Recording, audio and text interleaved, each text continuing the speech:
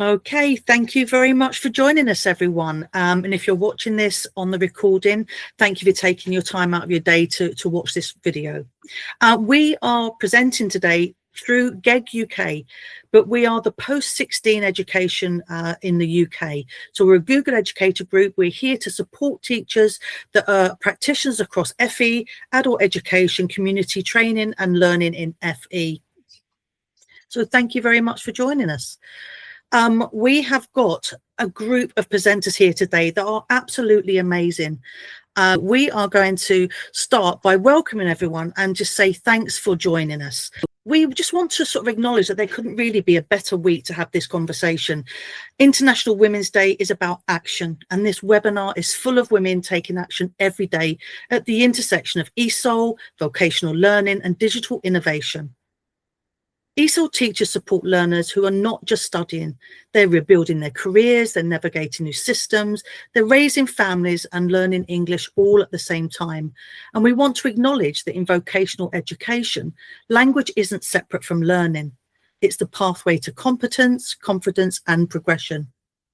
Yet we know too often courses assume language proficiency rather than explicitly scaffolding it. We know that learners are often asked to master technical content, assessment language, workplace expectations, and that's all in a language that they're still learning. Language isn't a side issue. It's the gateway to safety, qualifications, confidence and progression. And when we scaffold language well, our learners thrive. But we also know the flip side. The reality is staff workload is intense, the worst it's been, and teachers just can't write every resource or pre-teach every term from scratch. We cannot keep adding to workload and calling it inclusion. So this session isn't about shiny tools, it's about practical impact, how Google Workspace and Gemini can quietly and efficiently help embed language support into everyday teaching. Not extra work, smarter work, because equality isn't about lowering the bar. It's about building the steps. So to get started, what we want to acknowledge really is that we've got 5 amazing speakers here shown on screen, and there's over 100 years in FE between them. So let me briefly introduce Juliana, Afnan, Amitoj, Aga and Alex. Thank you for being here and taking the time to talk to us. And please take the time to introduce yourselves as you start your demo. Thank you very much, Wendy. Thank you for the warm introduction there. So just trying to get my screen to share my screen with you guys. So my name is Juliana, and I have been a teacher and a teacher trainer for 30 years. I'm also the author of Our Bilingual Journey, which is a book, a personal reflection about raising my child here in the UK bilingual. And there is a chapter in this book fully dedicated to how AI can be a new tool for that too, so that we can promote our heritage language at home. But today I'm here to talk about NotebookLM, or more precisely, the studio pen in NotebookLM. As Wendy said in the introduction, scaffolding language is very important. I'm a second language speaker myself, and sometimes text can be really dense for us to understand. And with NotebookLM, we can support students with that. So trying to change this line. Here we go. So that's the studio tool. I'm going to take you there. But what it does, it grades the language from technical to accessible. And I'll give you an example here of a source. So a colleague shared this PDF with me, which is a safeguarding review for health and social care, in which the patient has sadly died. I'm going to take you over to NotebookLM now. I have already uploaded this as the source there. And as you know, if you haven't used NotebookLM yet, after this webinar, go and play with it. It is amazing. I've been a fan for a long time. So when it first started with the audio reviews here, so the podcasts, the deep dive podcasts, amazing. But it starts with, once you have uploaded the text, it starts there with the summary. And I've said here, which is actually a very, very simple prompt. I speak B1 English. So that's the European framework. And it's say you are about intermediate. And it's when you are ready to access vocational courses. So I'm just going to press this here with this very, very simple prompt. It just contextualizes who I am. And we can go back to this chat, but you can see already it is breaking the information down from very complex way to show to now paragraphs and headings and all of that. But here, let's go over the flashcards. So you can see here in this studio on the right, so it doesn't just do podcasts anymore, everyone. It's videos, mind maps, reports, flashcards, quizzes. So I'm going to go to the flashcard first. And I'm going to just, here you can also decide the type of flashcards, if you want fewer cards, or more cards, easy cards. I'll say fewer, and I'll say medium for that. But remember that prompt, I'm going to say the same thing. I speak B1 English, and I'm going to ask it to generate it for me. So you could go over with the, oops, I think my screen is, I keep moving the screen, and I think you guys can see that. I can get over and do the same with the quiz. I'll just paste my prompt here, and I'll ask it to generate it. So while it is generating in Blue Peter style, I'm going to go back to my presentation, because I have cooked those slides before. So the conversation there in the chat, as we saw live, it simplified the conversation. And the flashcards here, it moves from, so the left-hand side is no prompting. I just press the button, generate the flashcards. And on the right-hand side is a much easier prompt here. This is going to be recorded, so you can always go back and have a look at that. And the same happens with the quizzes. So the language in the quiz becomes a lot simpler once we use this tool here. And same with tables. So the table at the top is very dense. The table at the bottom is sort of simplifying the language. I'm on my 1 minute warning, so that's pretty much it. So the key takeaways for us is the Studio Pen. It's a fantastic, fantastic, inclusive tool that students can remove language barriers for students and for any learner, really.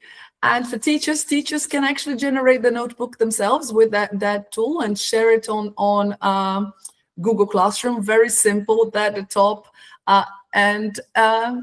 That's pretty much it. The language will be graded, but the knowledge will be the same, which is really important. So let's keep learning together. And over to you, Afnan. Hello, everybody. Just sharing my screen. I hope everybody can see that. Yeah. So today I really want to show you how I've used Gemini to solve a real challenge, giving every level 1 student the immediate, really high quality feedback that they need to progress without me having to be there, in 20 different places at the same time. So we're going to have a look at the vision, the actual proof of growth, and how you can set this up for your students basically tomorrow. So let's go. All right. So when you're teaching a room of 20 plus ESOL students, they're all different levels, they're struggling with many different things. I simply can't be everywhere at once. So I built this level 1 writing gem because I wanted my students to have support exactly when they need it. I wanted something that would help them spot their own mistakes and then actually guide them through the process of correcting them, rather than just kind of doing the work for them, which tends to happen a lot with AI.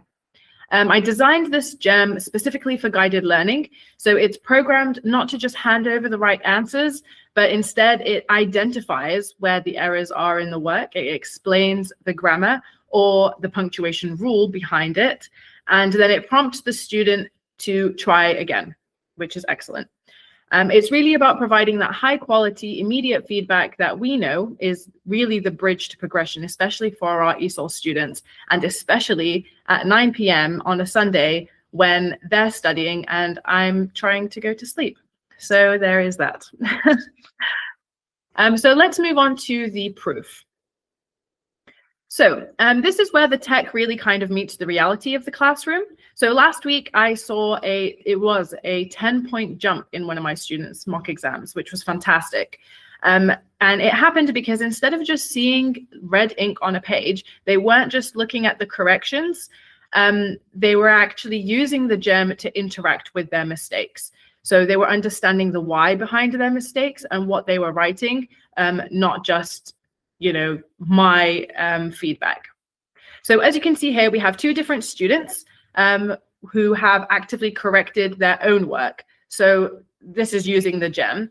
The students, they are blue and green, and I am the pink, but I am very aware that it looks like red on this screen. I will be honest about the limitations. So sometimes the gem does hallucinate a little bit. It might give a very strange explanation, or it might miss a specific nuance. This is exactly why we don't just set it and forget it. As teachers, we have to still be in the loop, and we are the experts in the room at the end of the day. So we have to check the output and make sure that the feedback is accurate before the student can move forward. So let's have a look at the impact. Well, you know, innovation is essentially useless if it's difficult to access. So by embedding these gems directly into the Google Classroom as a material, or perhaps as part of an assignment, we remove the barrier to learning. So it stops it being a tech demo, essentially, and becomes a standard tool in their digital pencil case, if you like. When we embed AI into their actual workflow, we aren't just teaching them English at this point. We're teaching them AI literacy.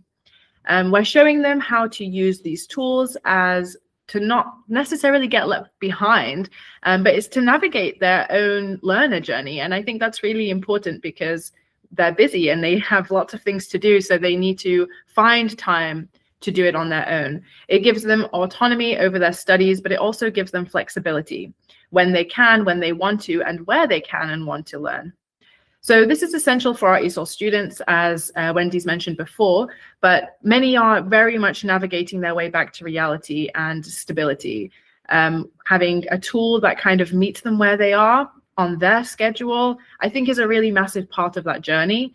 So that's really why I think it's so important to help them not get left behind and use AI to encourage them to move forward and show them that they are part of something much bigger.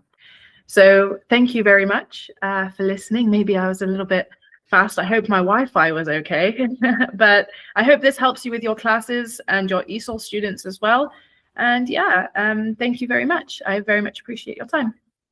Thank you very much, Afnan. Amataj, you're up next if you get your screen ready. And Afnan, there were some great tips in there about taking the tech away from being a digital or a technical demo. I love that. And also about teachers being in the loop. Very important for us to remember that sometimes things go wrong with tech and we still need to be those experts. So thank you for that advice. Thank you very much. Thank you, Afnan. Thank you, Wendy. Hi, I'm Amataj. Hi, everyone. I teach ESOL and ESOL maths, and my first passion is maths. And these gems, which aren't just tools, they create a level playing field for our ESOL learners, ensuring that language is never a barrier to ambition. I've seen my students use these to transition into everything from A-level science to maths and vocational courses like hairdressing and baking. As Afnan mentioned, these gems have allowed us to dive deeper into our students' unique learning processes, fostering a sense of independence that stays with them long after they leave our classrooms. So I use a 4-step process to create a gem.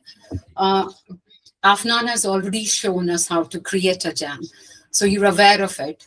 But for me, this is how I follow the 4-step Gem Tech. It's having the objective, clear partner, making Gemini as my partner in the form of a gem, and then building up as a creator tool, and then it becomes a permanent assistant that my students can utilize whenever they need extra bit of personalized support. I'll show you another. So this is I recently created this gem for a former student who's now pursuing her A-level chemistry. She reached out to me before because she couldn't afford the £55 an hour private tutoring. And she wants to achieve an A-star goal for her to pursue her career in medicine. So after using this personalized A-level teacher, she told me, now nothing can stop me from achieving my dream. And it's moments like these that show the true power of accessible AI-driven learning. She now feels unstoppable. I'll show you. This is another gem which I've created. And this, as you can see, it's for the GCSE Maths higher tier, and it's for the Edexcel board. This again puts our students on ESOL learners on a play field where they can work with it, and they can toggle between fast and thinking, where fast is for a quick answer to them, thinking when they want an answer for a more detailed, more complex problem. Moving to the next one. Yeah, this one here, the third gem which I have created here. This slide is, this one brings us to the heart of the language barrier, the feedback loop. And I'll show you in my next slide how we give the feedback. I'll leave this for now, but please feel free to watch the videos in your own time to see how we give the feedback to our learners. There are two different scenarios. In the first scenario, how I've utilized my teaching assistant to support the feedback given and making sure that this learner is progressing. And on the second one, it is how the student is asking me, like Afnan said, it can sometimes give us wrong answers, and they want to clarify what it is saying, and why is that answer correct as well. But so yeah, it is there for people to watch later on. Going to the next one. So this is another example, classic example of the feedback. The feedback loop. This Gemini gives them the feedback, they work on it, and it gives them a challenge. So this ensures that the student grade is a reflection of their skill and talent, and not just their current English level. It keeps that zeal alive by making success feel attainable every single day. And it is about simplifying the feedback loop for the learners. In the other session, if we ever decide to have another session, we can show you how we've actually used Gemini to save their results and work on their progress, how we as a department are working on making it better for them. I will show you the next one. Yeah, this is another classic example of fostering independence in our learners. This is for a GCSE Maths Gemini, where they can look at the terminology, the command words, which usually that's the barrier. It's not that the language is the barrier. It's not logic which is stopping them from learning. And finally, so after all these gems which we've created, the final result is we have a confident, self-directed learner. And also, for me, with how I interpret artificial intelligence is, it is not artificial intelligence.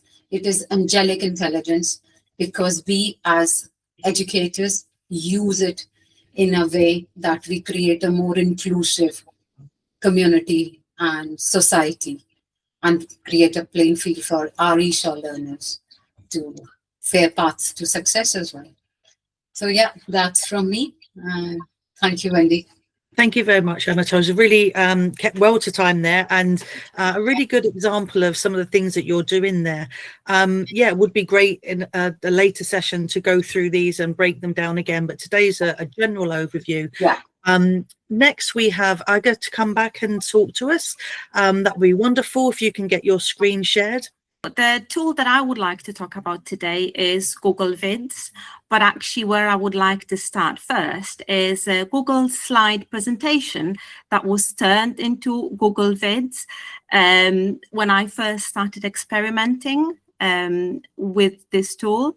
So if I could share the video for probably just about 30 seconds to show you the finished product. And the 4 in 4 template asks you to write everything you know about 4 different topics or aspects in 4 minutes. With Listed, recall as much information as you can under each provided list heading.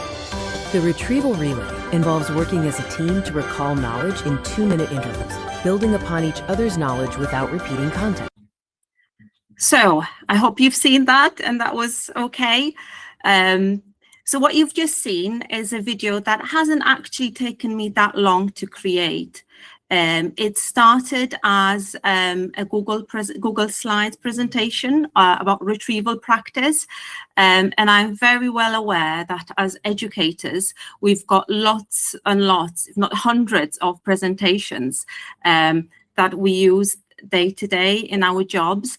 And when we do have them, it's actually very easy now with Google Vids to convert those static presentations into very active and engaging videos. So hopefully what you can see in a moment when my internet fully loads will be a copy of a presentation that I've got, that what I will try to do on screen, internet permitting, is change that from a slide deck into a video and to show you those basic steps, because it is much simpler than we think. So just checking with you, Wendy, can you see the presentation deck on the screen? We can. All good. Brilliant, brilliant. So like I said before, I think regardless of whether we're teaching maths, chemistry, science, or any other subject, a lot of us like to deliver our lessons with presentations, and we start from that. And when we've got them in Google Slides, we're now just a few steps away from turning them into videos. So if you can see my screen here, when we go to the file, in the top left corner, and we click that, scroll down a little bit, we now have a very new feature that says convert to video. Can we all see that? Oops. Well, we could. Yeah. And then again, hopefully when the changeover to sharing screen is visible on your screens, you will be seeing that what the software is now doing is changing the presentation deck into a video. But what we have now is our starting point. To make our life a lot easier, what I'll do is I'll select all the slides because I want them all changing into a video. Again, to speed up the process, I'll leave the include AI voiceover and script and background music on, and I'll just click import. And this is where the AI does a lot of the heavy lifting for us. But ultimately, even though it is a starting point that the AI does the video, we are still the directors of the finished product. Okay, so right in a minute, we should be seeing that the presentation is now changed into a video, and every slide is now changed into a scene from the video.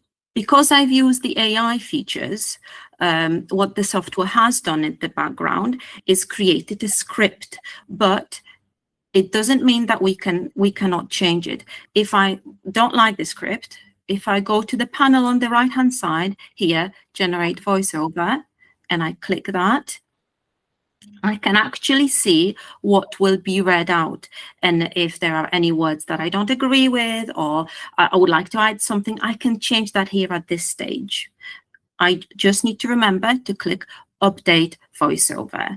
Another feature that is brilliant and can be changed at the moment is the narrator. So the narrator is usually chosen as sort of just narrator, but if we click on the change button, we can decide to choose an educator, teacher, explainer, and we can change the pitch, we can change the voice, just clicking select here. Now I'm just a bit wary of the time and I don't want to start playing around with these features, but they can all be changed here. And then just clicking update voiceover if we insert any changes. Another feature that is brilliant is, apart from the text and the voiceover, we have got background music here as well. So if I click on it here at the bottom, and I click on the sound icon, on the side, what I've got here is I can mute the music if I don't like it. I can turn the volume up or down, make it fade in or fade out. If I don't like the music that the AI has suggested, I can actually change the tracks here as well. So there's a lot of liberty here for me to play around and change. I think I'm going to stop you just there now, Aga, because we need to leave some time for the end for questions. But that was amazing. I'll ask Alex to get ready with her bit so that she's getting herself organized. I'm really glad you showed that, because I was aware this was a new feature in Google, but I actually haven't used it yet. So you've just shown me something. So I'm really pleased to see that. Thank you so much. Right, and I'm sorry to cut you short there. Alex, are you ready? I am ready. Thank you. I just looked it up. 160,000+ ESOL learners were enrolled on the 24-25 academic year.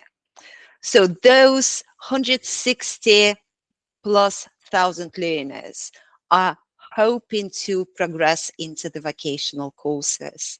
And that's a huge number for you to support. And what we're trying to do here is to show the ways how we support our learners, so you can use some of these tools and approaches in your own practice. I was that learner going through the system level by level, ashamed to admit that I didn't understand, nodding along, smiling, pretending, secretly using Google Translate, copying answer, hoping it would be enough. Well, if only I had tools like this. The problem wasn't my ability, it was the language and confidence. I didn't need the answer, I needed help to understand it. And I truly believe that's why guided learning matters so much to me. Most AI tools give answers fast, polished, complete. Guided learning does something completely different. Instead of giving the answer, it asks questions. Instead of solving the problems, it guides the thinking. So what it literally does, it turns AI from an answer machine to a learning companion. And that shift, it's absolutely essential, not only in ESOL, but in learning in general. Let me show you the difference. So both examples here are using Gemini, and they're using the same topic. On the left-hand side, you see the standard Gemini chat, clear explanation, accurate, confident, but the problem is thinking has been already done for the student. So on the right-hand side, you will see the guided learning mode. There is no final answer, only questions. And the learner decides where to begin and where to go. So the chat explains the topic and guided learning builds the thinking. What it looks like in real life. This is Harry. He arrived in the UK less than a year ago. He enrolled onto GCSE maths courses while still learning English. He was already using AI and he was very proud of his proficient use of it. And he used it to get the answers. What happened with Harry? He memorized the long explanations because he couldn't understand it. And when the questions changed, on the exam paper, he panicked. On his first mock exam, he scored 14 points. Then he enrolled to NG3 ESOL course, and his teacher showed him how to use guided learning, not how to get the answers, but how to apply the method. So Harry began asking for shorter steps, for clear explanations, and he was asking for the questions to test himself.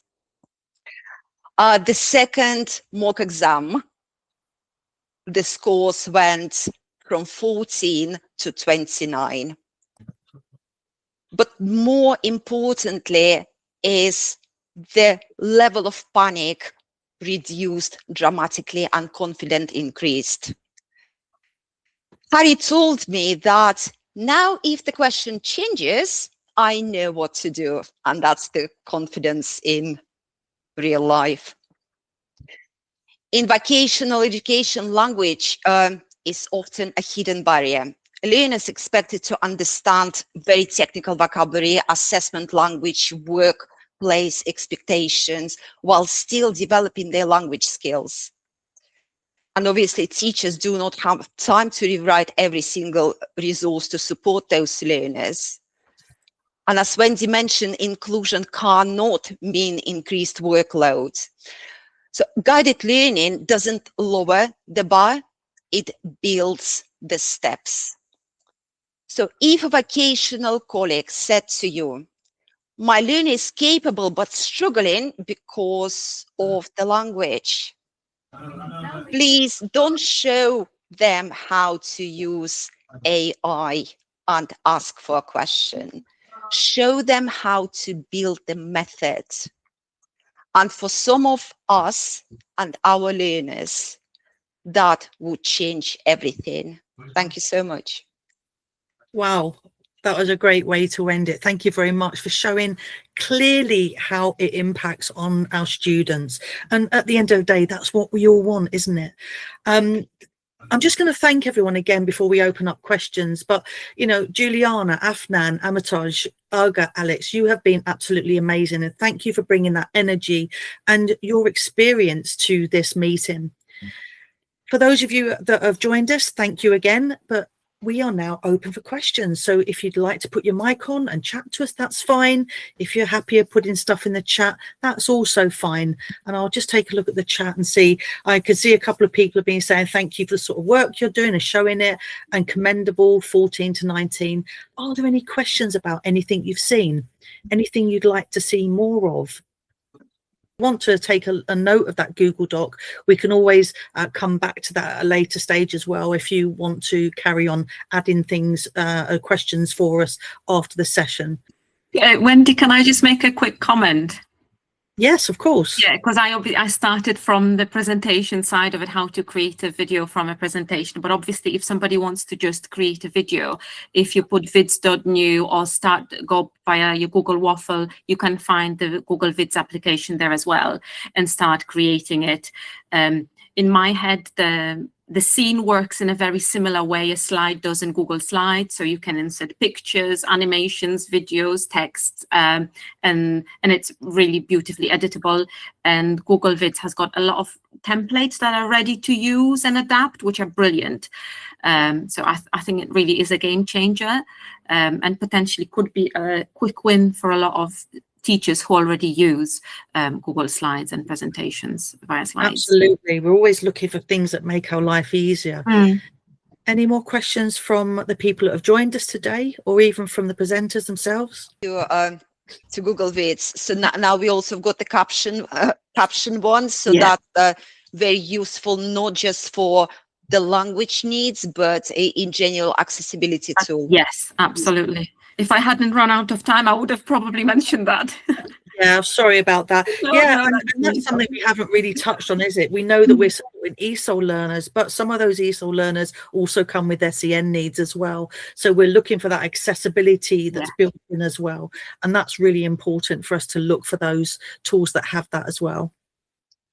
And they've got new avatars as well now. Animated one. Yeah. I hadn't even noticed that. But loads and loads of new features, honestly. If you haven't used it for a while, or if you haven't at all, please go and check it. I couldn't recommend it more. Alex, can I ask you to share the slide again, please, that's got the link to join in the GEG as well? That might be useful to finish on, so that people know where they can pick up more information. And, you know, this is the very first of these webinars that we've done. It's been a learning journey for all of us. So it's really good to have 5 amazing people in the room chatting about the and being passionate about something they love to teach. But we're going to do more of these sessions, and we want you to be aware of going to our website, joining the GEG, so that you're aware of when they come up, so you can book in and see what's coming in the future. So if there are no more questions, I'll just say thank you for joining us. We're going to share that slide in a second, just to leave everybody with that, so that you can grab the QR code and come and join us. Come and join in our journey.